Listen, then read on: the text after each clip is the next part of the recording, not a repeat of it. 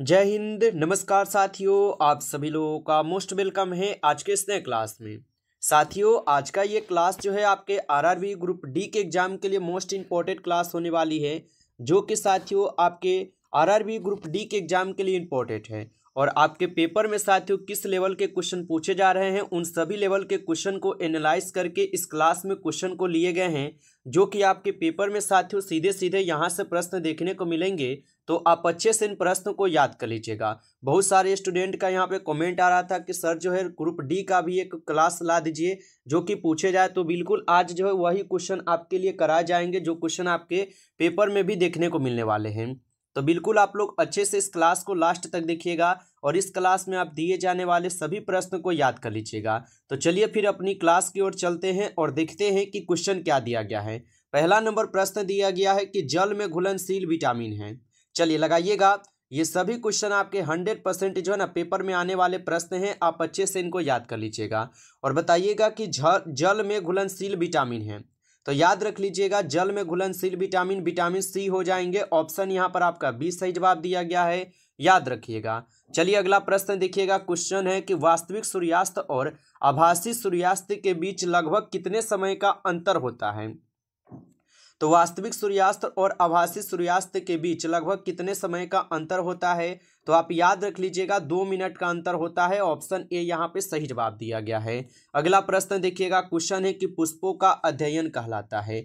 चलिए साथियों बताइए कि अगर आपका आज भी पेपर है तो आपके लिए इंपॉर्टेंट क्लास है, या आपका पेपर आने वाला है तो आपके लिए भी इंपॉर्टेंट क्लास है। आप अच्छे से इनको पढ़ के जाइएगा। बताइए पुष्पों का अध्ययन क्या कहलाता है, तो पुष्पों का अध्ययन कहलाता है यहाँ पे एंथोलॉजी। ऑप्शन सी लगा रहे तो सही जवाब है एंथोलॉजी कहलाता है। नेक्स्ट सवाल दिया गया कि जस्ता के अयस्क है। लगाइएगा आंसर क्या होगा, तो जस्ता के अयस्क क्या होगा, तो याद रखेंगे जिंक ब्लेंड हो जाएंगे। ऑप्शन ए सही जवाब है यहाँ पे जिंक ब्लेंड होगा। अगला प्रश्न देखिएगा। क्वेश्चन है कि सामान्य मानव नेत्र का दूर बिंदु होता है। बताइएगा क्या होगा कि सामान्य मानव नेत्र का दूर बिंदु होता है, तो याद रख लीजिएगा 25 सेंटीमीटर पर होता है। ऑप्शन ए यहाँ पर आपका सही जवाब दिया गया है, याद रख लीजिएगा। चलिए अगला प्रश्न आता है यहाँ पर कि पौधे में आवश्यकता से अधिक जल किस प्रक्रिया द्वारा जो है बाहर निकाले जाते हैं। लगाइए आंसर कि पौधे में आवश्यकता से अधिक जल किस प्रक्रिया द्वारा बाहर निकाले जाते हैं, तो याद रख लीजिएगा वाष्प उत्सर्जन के द्वारा। ऑप्शन बी होगा यहाँ पे सही जवाब वाष्प उत्सर्जन, याद रख लीजिएगा। अगला प्रश्न आता है यहाँ पर कि दांत का मसूड़ा किस पदार्थ का बना है जो कि काफी कठोर है। तो दांत का मसूड़ा किस पदार्थ का बना हुआ है जो कि काफी कठोर है, तो याद रखिएगा कैल्शियम फास्फेट का हो जाएंगे। ऑप्शन बी यहाँ पर आपका सही जवाब दिया गया है, याद रखिएगा। अगला प्रश्न आता है यहाँ पर कि फोटोग्राफी में कौन सा अम्ल यहाँ पे उपयोग किया जाता है। चलिए बताइएगा फोटोग्राफी में कौन सा अम्ल जो है यहाँ पे उपयोग किए जाते हैं, तो याद रख लीजिएगा यहाँ पर किए जाते हैं ऑक्सैलिक अम्ल। ऑप्शन यहाँ पर आप लोग का बी सही जवाब दिए गए हैं, याद रखिएगा। चलिए अगला प्रश्न आता है यहाँ पर कि सिनेमा के पर्दे पर किस प्रकार का प्रतिबिंब बनता है। लगाइएगा आंसर क्या होगा कि सिनेमा के पर्दे पर किस प्रकार का प्रतिबिंब बनता है, तो याद रख लीजिएगा इस पे वास्तविक प्रतिबिंब बनते हैं। ऑप्शन बी यहाँ पर आपका सही जवाब होगा वास्तविक प्रतिबिंब। अगला क्वेश्चन देखेंगे। क्वेश्चन है कि निम्न में से किसे प्रकाश संश्लेषी अंग कहते हैं। बताइएगा कि निम्न में से किसे यहाँ पे प्रकाश संश्लेषी अंग कहते हैं, तो याद रख लीजिएगा पत्ती को कहते हैं। ऑप्शन ए यहाँ पर आपका सही जवाब है पत्ती को कहते हैं। अगला प्रश्न देखिएगा। क्वेश्चन है इमली में कौन सा अम्ल है, बताइएगा। और साथियों आपका एग्जाम किस दिन है और कौन से शिफ्ट में है ये जरूर बताइएगा, जिससे कि आपके लिए और भी बेहतरीन क्लास आपके लिए लाए जाएं और बिल्कुल एनालाइज क्वेश्चन ही लाए जाएंगे जो आपके पेपर में भी देखने को मिलेंगे। बताइएगा इमली में कौन सा अम्ल है, तो याद रख लीजिएगा आप सभी लोग टार्टरिक अम्ल है। ऑप्शन यहाँ पर बी सही जवाब है, याद रख लीजिएगा। अगला प्रश्न आपका आता है यहाँ पर कि कौन रंग है जिसका खतरे के सिग्नल के रूप में उपयोग होता है। बताइएगा कि कौन सा रंग है जिसका खतरे के सिग्नल के रूप में उपयोग होता है, तो याद रखिएगा लाल रंग हो जाएंगे। ऑप्शन डी यहाँ पे सही जवाब होगा। अगला सवाल देखिएगा। यहाँ पे सवाल दिया गया है कि पौधों में गैसों के आदान प्रदान के लिए रहते हैं। बताइएगा पौधों में गैसों के आदान प्रदान के लिए रहते हैं, तो याद रख लीजिएगा रंध्र रहते हैं। ऑप्शन बी सही जवाब होगा रंध्र रहता है, याद रखेंगे। अगला सवाल दिया गया है कि उपचयन अपचयन अभिक्रिया को क्या कहते हैं। बताइएगा कि उपचयन और अपचयन अभिक्रिया को क्या कहते हैं, तो याद रख लीजिएगा रेडॉक्स अभिक्रिया कहा जाता है। ऑप्शन बी सही जवाब होगा, रेडॉक्स अभिक्रिया याद रखिएगा। अगला सवाल दिया गया है कि निम्नलिखित में से किसकी सन्यता अधिक है। बताइए निम्नलिखित में से किसकी सन्यता यहाँ पर अधिक हो जाएंगे, तो याद रखिएगा शहद की सन्यता यहाँ पर अधिक दी गई है। ऑप्शन सी होगा सही जवाब। अगला सवाल दिया गया है यहाँ पर किलोवाट घंटा मात्रक है। बताइएगा किलोवाट घंटा किसका मात्रक है, तो याद रख लीजिएगा किलोवाट घंटा जो है ये आपके ऊर्जा का मात्रक है। ऑप्शन बी हो जाएगा सही जवाब, ऊर्जा का मात्रक है। अगला सवाल दिया गया है यहाँ पर कि दानेदार जस्ता पर तनु सल्फ्यूरिक अम्ल डालने पर कौन सा गैस यहाँ पे उत्सर्जित होता है, तो याद रख लीजिएगा कि दानेदार जस्ता पर तनु सल्फ्यूरिक अम्ल डालने पर कौन सा गैस उत्सर्जित होता है, तो आप बताएंगे हाइड्रोजन गैस उत्सर्जित होता है। ऑप्शन ए सही जवाब दिया गया है। अगला सवाल देखेंगे, सवाल दिया गया है कि फेफड़ा का आकार होता है। बताइए तो फेफड़ा का आकार कैसा होता है, तो याद रख लेंगे यहाँ पे इस क्वेश्चन का सही जवाब ऑप्शन सी हो जाएंगे, याद रख लीजिएगा। अगला सवाल दिया गया आप सभी लोग का यहाँ पे कि विद्युत बल्ब का फिलामेंट होता है। बताइए कि विद्युत बल्ब का फिलामेंट किसका बना होता है, तो आप याद रख लीजिएगा टंगस्टन का होता है। ऑप्शन सी यहाँ पे सही जवाब दिया गया है।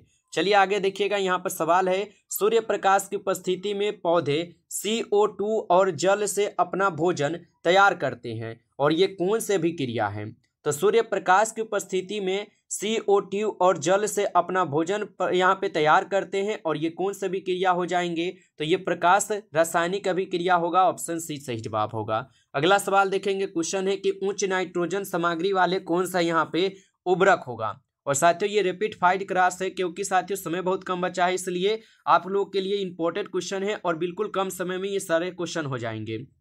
और उच्च नाइट्रोजन सामग्री वाले कौन सा उर्वरक है, तो याद रख लीजिएगा यहाँ पे अमोनियम नाइट्रेट हो जाएंगे। ऑप्शन सी सही जवाब होगा। चलिए नेक्स्ट सवाल देखिएगा, सवाल दिया गया है कि भोजन का पाचन किस प्रकार की अभिक्रिया है। बताइएगा भोजन का पाचन किस प्रकार की अभिक्रिया होगा, तो याद रखेंगे भोजन का पाचन हो जाएंगे अपचयन, यहाँ पे उपचयन अभिक्रिया होगा। ऑप्शन ए सही जवाब है। अगला क्वेश्चन देखिएगा, क्वेश्चन दिया गया है कि प्रतिरोधकता का मात्रक है। साथियों यदि आपको ये सेशन अच्छा लग रहा हो तो आप इस सेशन को लाइक कर लीजिएगा और चैनल पे पहली बार जुड़े हैं तो आप इसी तरीके से सबसे पहले नोटिफिकेशन के लिए आप चैनल को सब्सक्राइब करके जुड़ जाइएगा। क्योंकि और आप लोग जरूर बताइएगा कि आप लोग का एग्जाम किस दिन है और कौन से शिफ्ट में है, आप जरूर बताइएगा जिससे कि आपके लिए भी वो क्लास जल्द से तैयार करा दिए जाएँ। और बताएंगे कि प्रतिरोधकता का मात्रक क्या हो जाएंगे, तो याद रख लीजिएगा यहाँ पर हो जाएंगे क्या आप सभी लोगों का, तो याद रख लेंगे यहाँ पर आपके ओम मीटर हो जाएंगे, यहाँ पर याद रखेंगे। अगला सवाल दिया गया है कि जिंक तथा लैंड कॉपर की अपेक्षा क्या है, तो जिंक तथा लैंड जो ये कॉपर की अपेक्षा जो है ये अधिक क्रियाशील होता है। याद रखिएगा अधिक क्रियाशील होता है। अगला सवाल देखिएगा, सवाल दिया गया है कि हार्मोन शब्द का नामकरण किसने किया था।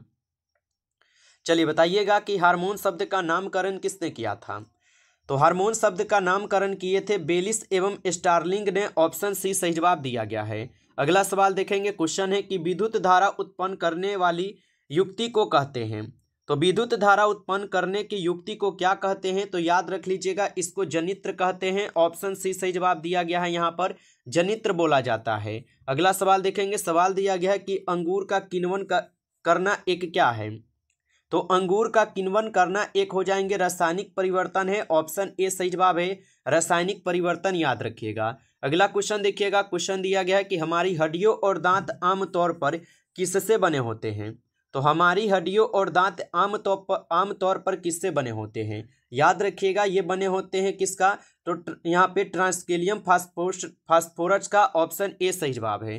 अगला सवाल दिया गया है यहाँ पर कि जब एक बार चुंबक दो बराबर हिस्सों में काटा जाता है तो प्रत्येक टुकड़ों की ध्रुव क्या है, शक्ति क्या होती है, दुगुनी हो जाती है, आधी हो जाती है, शून्य हो जाती है, समान रहती है, तो आप बताएंगे कि ये हो जाती है सामान्य। ऑप्शन यहाँ पर आप लोग का डी सही जवाब है, यहाँ पर सामान्य रहती है। अगला सवाल देखेंगे, सवाल है कि लिटमस रंजक बैंगनी रंग का होता है जो है ना निकलता है, तो लिटमस रंजक बैंगनी रंग का होता है जो निकाला जाता है, तो ये निकाले जाते हैं आपके कहाँ से, तो आप बता दोगे ये लाइकेन से होते हैं। ऑप्शन यहाँ पर आप लोग का बी सही जवाब है, लाइकेन से होगा। अगला क्वेश्चन देखिएगा, क्वेश्चन है कि दर्पण की चौड़ाई को दर्पण का कहा जाता है, तो दर्पण की चौड़ाई को दर्पण का यहाँ पर द्वारक कहते हैं। याद रखिएगा ऑप्शन सी सही जवाब है, द्वारक बोला जाता है। अगला क्वेश्चन देखिएगा, क्वेश्चन है कि शुष्क बुझा हुआ चूना पर क्लोरीन गैस की क्रिया से क्या होता है, कौन सा पदार्थ बनता है। तो शुष्क बुझा हुआ चूना पर क्लोरीन गैस की क्रिया से कौन सा पदार्थ बनता है, तो याद रखेंगे कैल्शियम क्लोराइड या विरंजक चूर्ण। तो विरंजक चूर्ण होता है, ऑप्शन बी होगा यहाँ पे सही जवाब। अगला क्वेश्चन देखेंगे, यहाँ पे क्वेश्चन है कि ऑक्सीजन है, तो ऑक्सीजन क्या है, तो याद रखिएगा ऑक्सीजन एक प्रकार की एंजाइम है, ऑप्शन सी होगा सही जवाब, एंजाइम होता है। अगला सवाल देखेंगे, सवाल दिया गया है जैव प्रक्रम के अंतर्गत कौन जाता है। तो जैव प्रक्रम के अंतर्गत कौन आता है, तो याद रख लीजिएगा आप सभी लोग, सो यहाँ पे पोषण, उत्सर्जन और श्वसन ये सभी आते हैं, ऑप्शन डी हो जाएगा सही जवाब, इनमें से सभी आएंगे। अगला क्वेश्चन देखेंगे, क्वेश्चन है कि सोलर कुकर में प्रयोग किए जाते हैं। बताइएगा साथियों, सोलर कुकर में प्रयोग किए जाते हैं तो अवतल दर्पण प्रयोग की जाती है, ऑप्शन ए सही जवाब है, अवतल दर्पण है। अगला सवाल देखेंगे, सवाल दिया गया है कि एक आम व्यक्ति के रक्त का पीएच मान क्या होता है। तो एक आम व्यक्ति के रक्त का पीएच मान कितना होता है, तो आप याद रख लीजिएगा इस क्वेश्चन का सही जवाब हो जाएंगे आपके कितना, तो याद रखिएगा इस क्वेश्चन का यहाँ पर आपका सही जवाब जो है 6 से लेकर यहाँ पे 6 लीटर तक होते हैं, 6 से 55 होते हैं, ये आप सभी लोग याद रखेंगे। अगला सवाल दिया गया आप सभी लोगों का कि हल्दी, यहाँ पे हल्दी, लिटमस पत्र आदि किस प्रकार का यहाँ पे सूचक है। तो हल्दी, लिटमस पत्र आदि किस प्रकार का सूचक है, याद रखिएगा प्राकृतिक सूचक है, ऑप्शन यहाँ पे बी सही है। अगला सवाल है कि गोबर छत्ता किसके अंतर्गत आता है। बताइएगा गोबर छत्ता किसके अंतर्गत आते हैं, तो याद रखेंगे मृत जीवी के अंतर्गत आते हैं, ऑप्शन सी सही जवाब होगा, मृत जीवी। चलिए आज का लास्ट प्रश्न देखिएगा, और ये सेकेंड आप लोग का क्लास जरूर हम आपके लिए लेकर आएंगे, जल्दी से आप लोग कमेंट करके बता दीजिए कि एग्जाम कब है, और साथियों आप लोग का जो है ना कौन से शिफ्ट में है, और ये क्लास जल्द से जल्द आपको करा देंगे। रोगियों के नाक, कान, गले आदि की जाँच के लिए डॉक्टर जो है ना ये प्रयोग करते हैं, तो आप बताएंगे कि डॉक्टर उस समय जो है अवतल दर्पण का प्रयोग करते हैं, ऑप्शन सी लगाकर सही जवाब करेंगे। तो साथियों आज का ये सेशन आपके 40 प्रश्न का ही सेशन है, नेक्स्ट सवाल आप लोग का 41 से रहेगा, और सेकेंड चैप्टर सेकेंड आपके लिए पार्ट ला देंगे, आप लोग जरूर उसे भी पढ़ के ही जाइएगा। और अच्छा लगा हो तो आप लाइक कर लीजिएगा इस सेशन को, और चैनल पर पहली बार जुड़े हैं तो आप नोटिफिकेशन पहुंचने के लिए जरूर चैनल को सब्सक्राइब करके ऑल नोटिफिकेशन को भी ऑल पे दबा के जुड़ जाइएगा। चलिए साथियों फिर मिलते हैं आपसे एक नई टॉपिक के साथ नेक्स्ट क्लास में, तब तक के लिए जय हिंद, जय भारत।